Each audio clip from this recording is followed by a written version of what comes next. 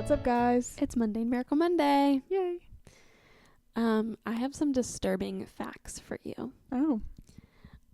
When I was in Pilates this morning, the instructor talked about how, maybe you know this actually. She talked about how muscles grow and are formed.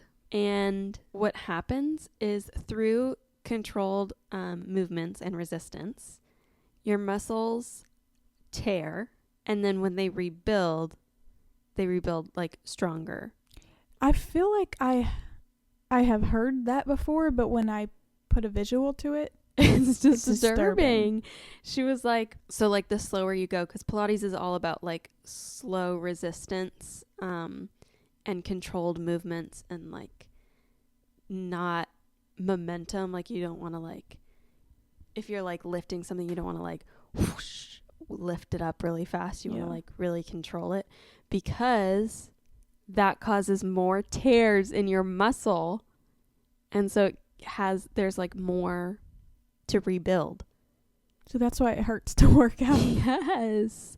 Isn't that crazy? Yes, because those glute workouts that I did and not do, it literally is so painful. Yes. It hurts. And now the visual of what's happening to the muscles is crazy. Yeah. But it's kind of intriguing. It's it's fascinating that our bodies can do that. Yeah. And I don't know, maybe there's some type of metaphor in there. Yeah, we gotta be broken down to grow. I get down, but I get up again. My next disturbing fact, have you heard about the New Madrid fault line? The what? The New Madrid fault line. No. Okay. It is a fault. Do you know what a fault line is?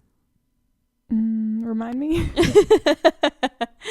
So a fault line is when two tectonic plates, so two parts of the earth, come together. So they're not necessarily connected. They are connected, but underneath they're not. And so they can shift and move, and that's what causes earthquakes. Oh. And so sometimes they're out in the ocean, and when an earthquake happens in the ocean, that is what causes tsunamis. So basically everything is a force. Yeah. Yes. That's so weird. Yeah, because okay, and also so that's how mountains are formed too, or that's how mountains were formed. If you believe in a global flood. Because it used to be just one continent, Pangea. All the continents were connected in one big continent. And then when the flood happened and the fountains of the deep burst forth, that split apart the continents. And when two continents would come together, so think of the Rocky Mountains, they would crash together, and that's how the mountains came forth. Wow. Isn't that crazy? Yeah, because you don't really think about that too much. It's just it's just there. Yeah. Mountains are just there. Yeah. Everything is just there until you think of what's actually happening. The muscles. Why is that there? Yeah, exactly. Yeah. It's you never think about what happens when you build muscle. You just think I'm getting stronger. Mm-hmm. And there's a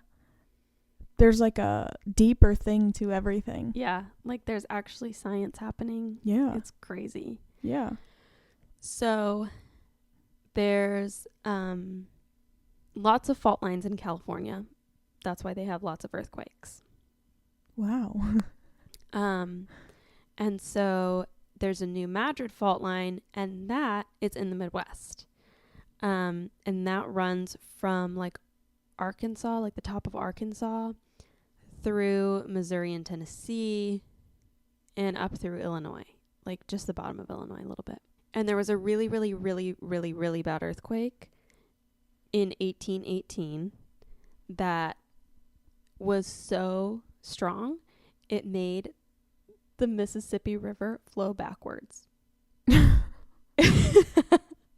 Isn't that insane? What the heck? That's crazy. Yes. So that was like the last recorded major earthquake. It was in 1818 on the New Madrid fault line. And so experts are saying another one could be coming within the next 50 years. Oh. But St. Louis just held a big, like, training, I guess, like a simulation for their first responders, like hundreds and hundreds of first responders, not just St. Louis, but from like all over, to prepare for when that earthquake hits. That's crazy. Yeah, it is, because I've never heard of that before. I've never heard of why. So why are you preparing now? Makes you wonder. Yeah. We would feel it here. The effects would be it would be such a strong earthquake. They're saying it would be like an 8.5, which is... That sounds crazy. Yeah. And anyway, it would be so significant that we would feel it here severely. Like it has like extreme, severe, moderate, like from the, epicenter, wherever it starts. And we would feel it severely. So what can bad earthquakes actually do? Like, can it like destroy like houses and stuff? Yes.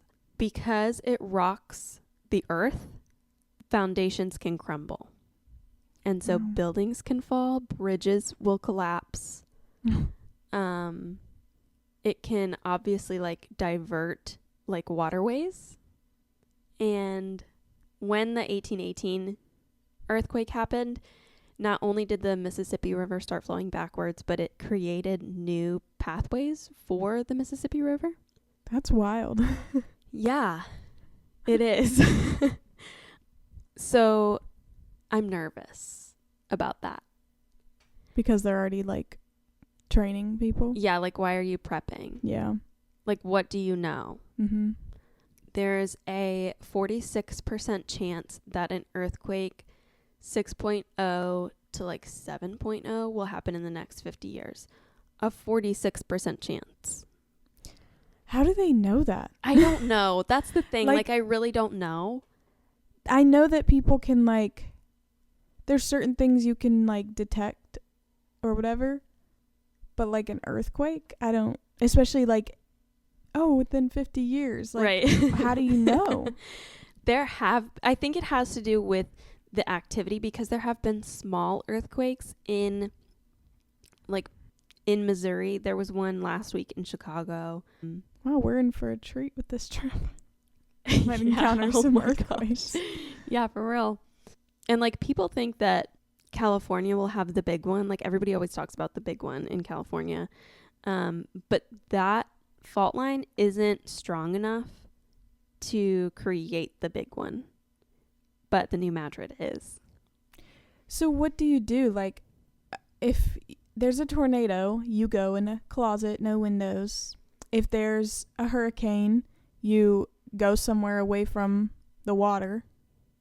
What do you do if there's a tornado coming? A tornado?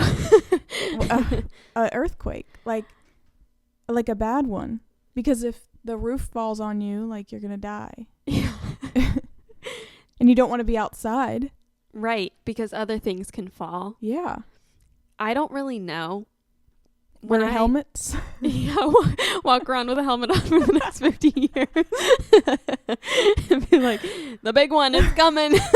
But does it happen? How fast? I'm like so intrigued. How fast do earthquakes happen? Like, will there be a warning like before it gets here? Or is it so like quick that it's just like, bam? I think, I'm not sure. Especially with big ones, I don't know how like quickly it will travel, because when I lived in California, there was an earthquake. It was pretty little, but like it woke me up.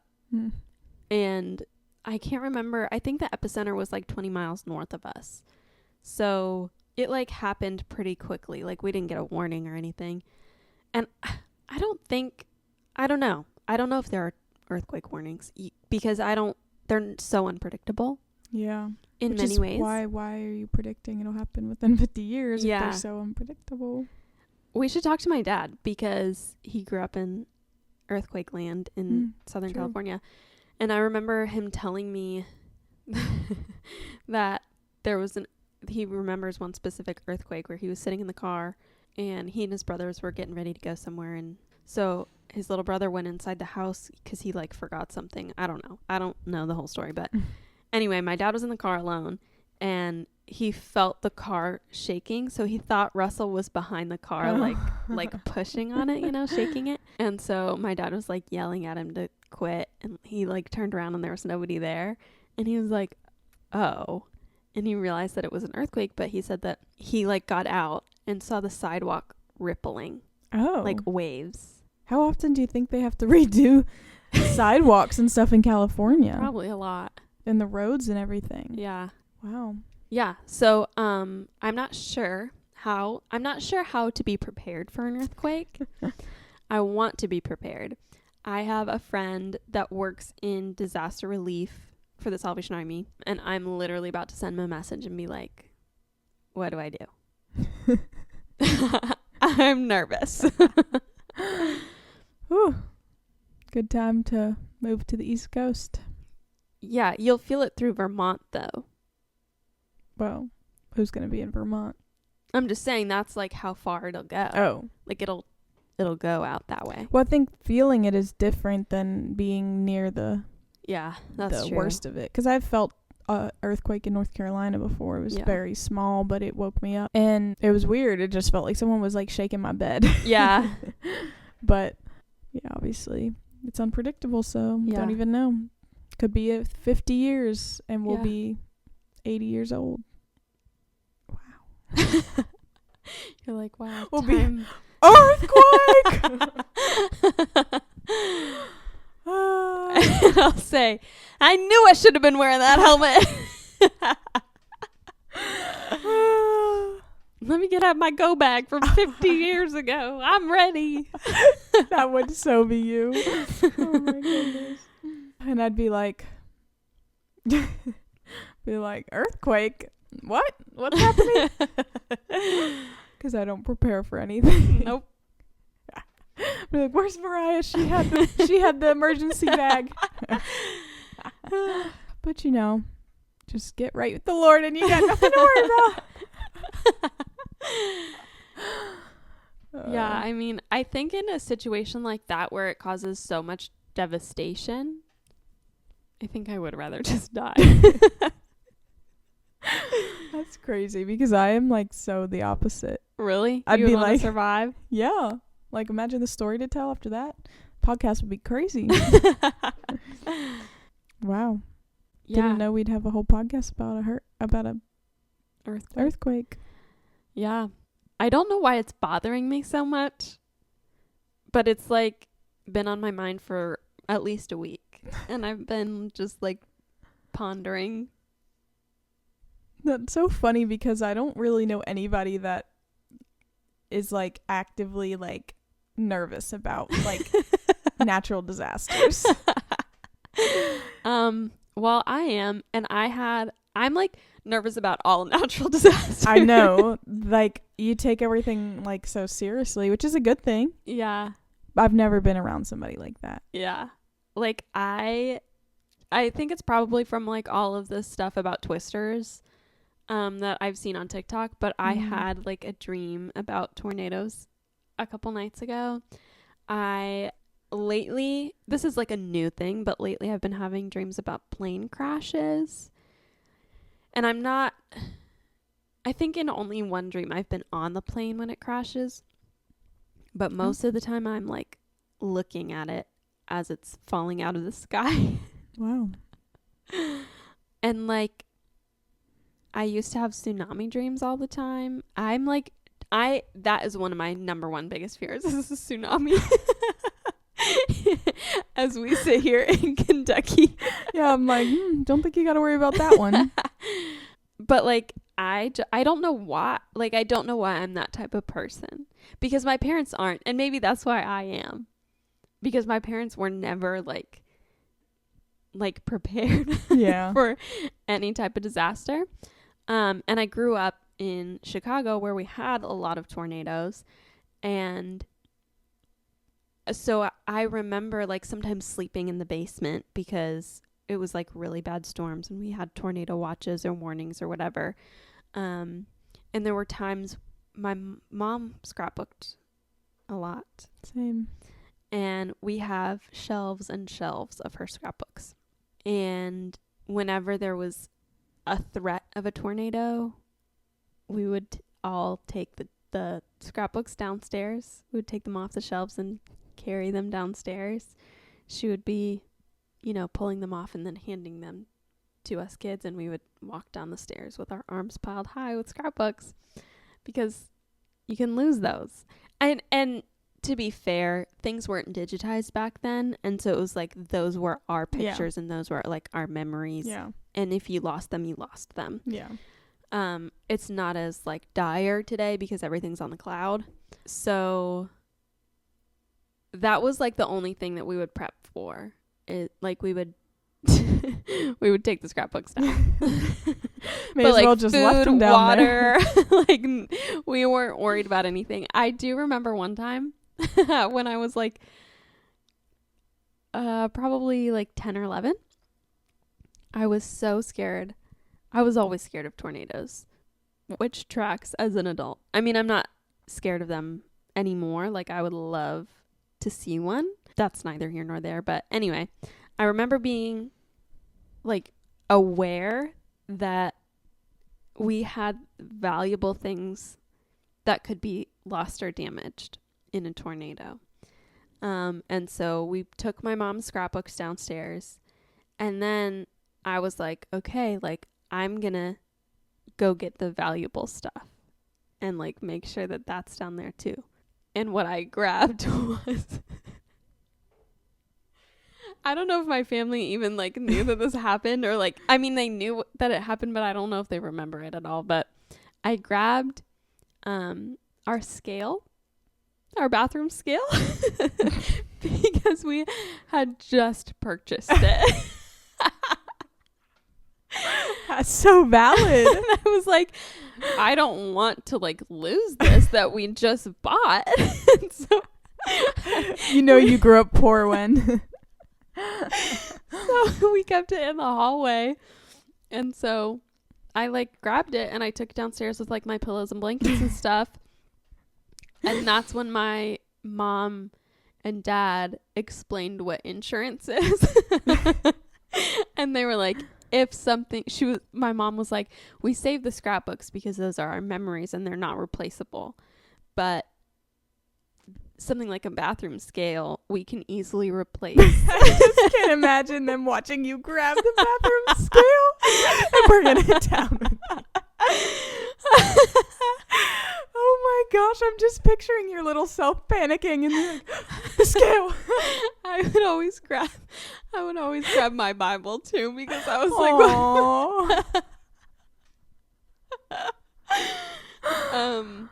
oh, yeah, so pure.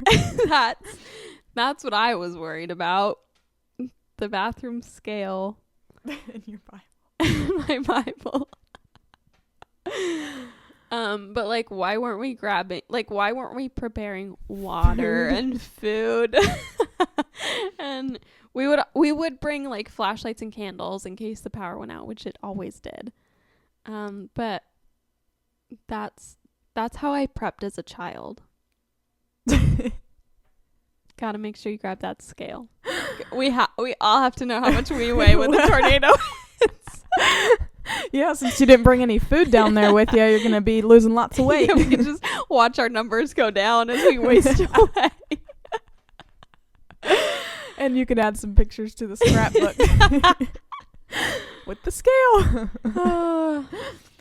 My parents didn't prepare for anything, and they didn't have insurance, so right. I can't think of anything. Like, my parents are the type of people, and unfortunately, like, I am too, that I guess just like think nothing can happen to you. Yeah. And like whatever happens, like it is what it is. You just roll with the punches. And I don't like that about myself, but because I don't know what to do in situations. Like I literally like, there's just certain situations I'm like, I don't freaking know what to do. All I know is to just like wait it out. Yeah. Like what else am I supposed to do? Like, yeah. I don't know. Oh, I was never taught to prepare for things, for natural disasters. That was never like a thing. I mean, we didn't really have like tornadoes in North Carolina like that often at all. Obviously, we were only a few hours from the beach, so like there would be hurricanes, but by the time it reached us, it was like just a bad storm, and the earthquake was small, so it's not like there was a lot to worry about. Maybe if we lived in like the Midwest or something, but still, like, I don't know. I was raised with basically like no safety survival instincts. Yeah, like I feel like street smarts. Yeah. Yes, but every other survival instinct. No. Yeah, and I think that's what makes us a good pair. Yeah. Because for me, street smarts is like keep your mouth shut and your head down. Always keep your head up. Yeah. Keep your head on a swivel. Do you remember when I was getting my oil changed at Walmart one time and the guy said, keep your head down and your gun loaded? Yeah. Because there was that shooting at the bank. That was crazy. But anyway, yeah, that's what makes us a good pair, because I'll prepare the practical things and you can keep us alive. Yeah. Exactly. It works out like a zombie apocalypse. I'll be knocking the zombies in the face and you'll be like, I have Band-Aids. You're so that right. is actually the perfect representation of us. You're so right. Oh my gosh. When I lived in California, you kind of had to be prepared for everything in California. Everything but tornadoes. The one thing I know. But we like lived through fire season. It was a really, really, really bad fire season when I lived there. And the fires were getting really close to us. Like very close to us. And so I was so nervous. And oh my gosh. So California sends out like pamphlets to everybody's mailbox for like how to prepare for an evacuation or how to prepare whatever. So there are different stages of wildfires. And like there's a red flag warning, which is like, don't burn anything. It's really dry. And like we get red flag warnings here too, because we have so many trees. There's like different levels beyond that before the evacuation stage. But I just poured over this pamphlet reading the things that you should have in your like go bag and at what point you should evacuate and what to do, where to go, who to contact. And I was like so ready. I just knew I had everything planned out. So when the fires were getting closer and closer, I was starting to panic. And there was like a website where you can watch where it is and like what percentage it's put out and stuff like that. So I'm watching the fire get closer to us and watching the smoke in the sky.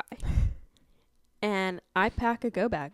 I like get stuff ready. I pack like all of our important paperwork.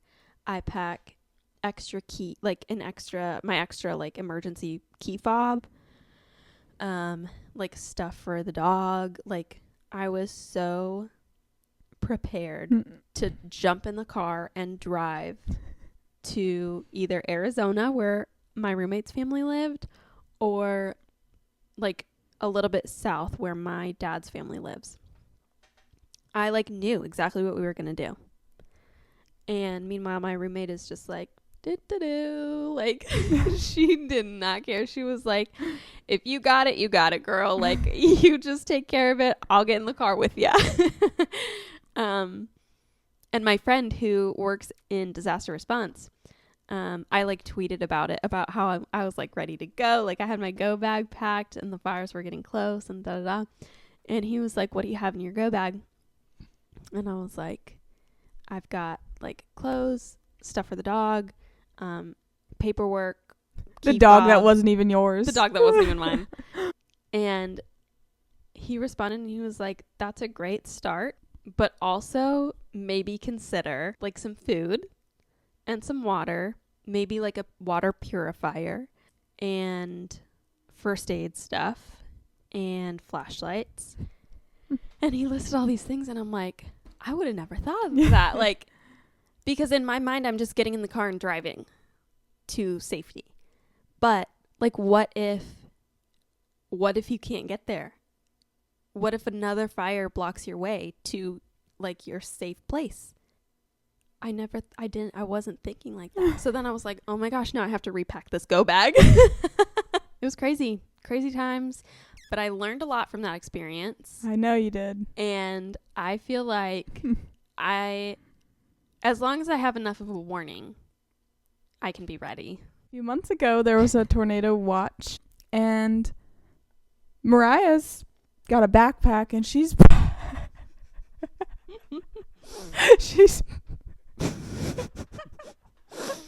she's packing it up, and she's got first aid stuff, she's got lights, she's got batteries, she's got water, I think, food, canned beans.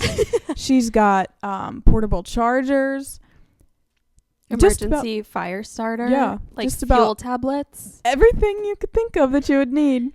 And I'm just like, woo, you go, girl. But it was just so crazy to me because I've never seen someone be so prepared in my life. I like was in her closet because that was like our safe room was in one of her closets. And I brought the bag in there and I brought like the extra, like, I don't even remember, like protein drinks and stuff. And I was like filming a Snapchat like haul to send to our sisters because I was just like, this is like, I can recognize that I look crazy. Like when I'm preparing for something like that, I look crazy. She just zones in and does what she's got to do, and I'm just like, okay. And she's like, I'm gonna put any like important paperwork, whatever. And I was like, oh, I guess I should do that too. Yeah, I was like, give me your stuff. Like, I'm gonna put it in a baggie so that it doesn't get wet in case like our roof gets blown off. Yeah, so I was like, okay, I'll just do that too, I guess. Never in my life done anything like that. And I told her, I think that if I prepare, we won't need it. But if I don't prepare, we're screwed. Yeah. But we ended up not needing it. Yeah, we ended up watching on our balcony, seeing the tornado go around us. Yeah. Thank God. I mean, obviously, It's better that it didn't happen, but it's still just funny because it's definitely a good thing. Like, it's good to be prepared. It's just so funny to me because it's like so new to me. Yeah. But it's also just like good to have that balance. Yeah. Of the two of us. Yeah. I don't know if there was much balance in that situation, but that was like really your first tornado experience though. I think me being the way I am though helps you to not freak out as much. Yeah, for like, sure. You're just like, well, she doesn't seem to care, so I guess it's not that big of a deal. And the only time you are really concerned is when I am. Yeah. Like, something is like actually scary if I am actually freaking out. Yeah. Because it just doesn't happen very often. Yeah. Like when we went to that That campsite. was terrifying. And yeah, that was like probably one of the only times you've seen me genuinely terrified. Yeah. But we had no idea this would turn into a podcast about natural disasters, but I learned some stuff about geography. What's it called? The front fault lines. Fault lines. Yeah, I learned about the fault lines. Yeah, so if you ever need any advice on how to prepare for a natural disaster, just ask Mariah. I got you. Not me. And Yeah, let us know if you guys experienced any natural disasters and what did you do about it? Let us know if there's like any type of warning for earthquakes. Yeah, anyone who lives like in Kansas or whatever, I mean, that's the first place I think of because of Wizard of Oz, but I don't know if that's actually That's where the tornadoes. Oh. Earthquakes. I'm talking about earthquakes. Yeah, you are talking about earthquakes. California, I meant. Well, what was your mundane miracle of the week? Great question. I think yesterday was my mundane miracle. A couple days ago, I saw this TikTok of a girl that was like, I don't know, she just inspired me to like start getting up earlier. And she talked about how she does it and what helps her and stuff like that. So I tried it yesterday and it really worked. I got up at 6:30 and went to the gym, got a bunch of house stuff done before work. That's crazy. Yeah, it felt really good. Yeah. I was so tired by the end of the day. It felt really like good to be able to, I don't know, get stuff done before my day really even started. It was like a weird feeling, and I've been wanting to get back. I used to love my mornings. Yeah, you did.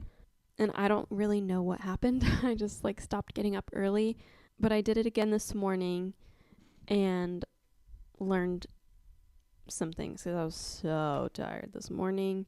And like, yeah, I learned that I have to have a purpose in the morning. Like the night before yesterday, I made a list of things that I wanted to do in the morning so that I didn't forget anything. And so it was like switch my laundry over, unload the dishwasher, load the dishwasher.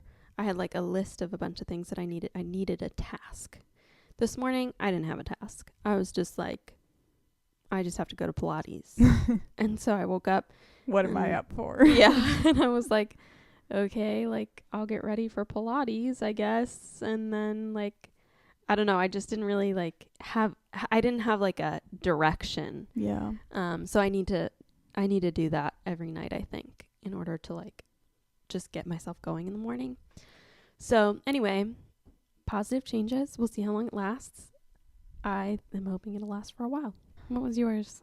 I don't know. I have like a list of things to do. Like yesterday I had a list of things to do, and like there's stuff that I slowly like just need to finish throughout the week, but I already feel like I'm like doing good at everything that is on my list. And like just being more consistent. And today I wanted to wake up earlier and I did that. So I've also been like orders have been good. Yeah. For deliveries. So it's honestly been a good week. Like good. It's just been, I guess that's my mundane miracle overall. It's just kind of been a good week. Yeah. And I feel like good because sometimes it feels like easy to get like overwhelmed by everything, and you just got to get yourself back on track. Yeah. Yeah, that's good. my mundane miracle. Yeah. We're becoming more disciplined. Yeah. In our life. Yeah, and it comes in waves sometimes. Yeah. Sometimes, but that's okay. I mean, yeah. I think that's how life is. Not like your seasons aren't going to look the same, and your routines can't look the same for every season because your seasons are different. So your routines have to be different. Yeah. I think it's just like having that like personal accountability, but then also having accountability like we do with like going on walks every day and like just different things. Like sometimes it's just the energy of the other person that can like sometimes when I see you like doing dishes, suddenly it gives me energy like to like do the dishes too. Like it's like, okay, when she's done, I'm going to go take the dishes out, like whatever it may be. Not that we should always be like wait for someone else. Like that's not what I mean, but sometimes it's like when you don't feel motivated, it's like helpful. You kind of just because you got to force yourself, and sometimes this seeing someone else do it, it's like, yeah, I should do that too. Yeah, and like that doesn't necessarily always have to be like somebody that you're living with, because something that motivates me is like watching Clean With Me videos, because I'll be like, oh, I love their space afterwards, so like I can do that too. Yeah, because we do love a clean space. Yes. It just gets like we'll have the most clean, spotless place, and like I don't know, like a week later it's like, what happened? Yeah. Yeah, we should like have resets every night. But that's hard. Every night. While also fitting in going for a walk, making dinner, going to sleep, going to the grocery store, working. Yeah. At least like a couple times a week. Yeah. Like, yeah, I think really the best routine that we always start but don't finish is putting the dishes in the dishwasher as they're dirty. Yes. And then as soon as they're clean, take putting them out. away. And that's what's hard for me is like the putting away. I don't know why I have such a block there. It's so weird because I wake up some mornings and I go to like make coffee and I just think, oh, let me put the dishes away. Like, I don't know where it comes from. And I won't even have coffee yet or anything. And I'll just sit there like putting all the dishes away, and like that always leads to something else. Yeah. Like, I don't know where it comes from, but I'm like, I got to take this. Well, my brain's telling me to do it. But yeah, thanks for listening, guys. See you next week. Peace.